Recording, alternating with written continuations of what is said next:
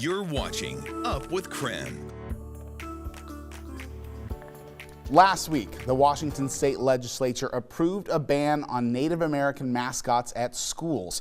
And school districts have until the end of this year to phase out the mascot, team name, or logos. Now, the ban does not apply to schools located within Native American areas or places nearby as long as the nearest tribe authorizes the use of the name. Here in Spokane, North Central High School's mascot continues to be the Indian. And this morning, Spokane school board member and member of the Yakama Nation, Jenny Slagle, joins us. She is also a descendant of the Northern Arapaho tribe, and her mother, of course, is part of the reason why Jenny says it's time for change. Good morning, Jenny.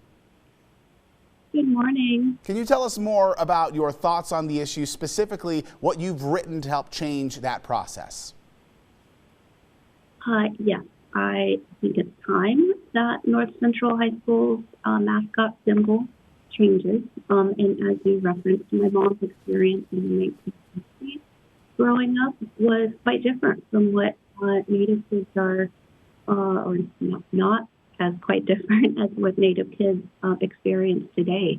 In that, there's a romanticized, inaccurate view of who Native people are. And I think that's time that we change.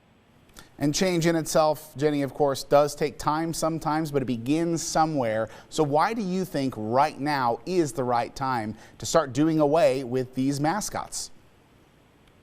I think the right time is that we are learning more about Native history, and it's not been as accurately or fully represented as it should be. The public school system here in Washington since time immemorial is working to correct that, but we're just not quite there yet. Now, of course, this is an issue not just at public schools, but schools all over the country as well. What does it really say for parents, maybe to their children, who continue to attend schools like this with symbols that might be hurtful and might be problematic?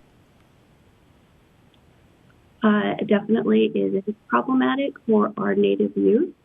There are studies that have shown that Native mascots and fan behavior associated with the use of Native mascots perpetuate things such as lower self-esteem in Native students, increased rates of depression, increased rates of self-harm and substance use and abuse, and just general discrimination that my daughter and other kids have experienced.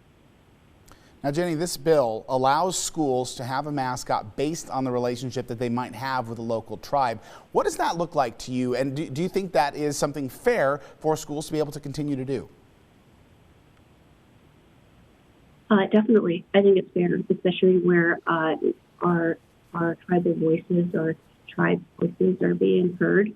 That's very important, and that's why Spokane Public Schools has been working to form a working relationship, a government-to-government relationship with the Spokane Tribe of Indians.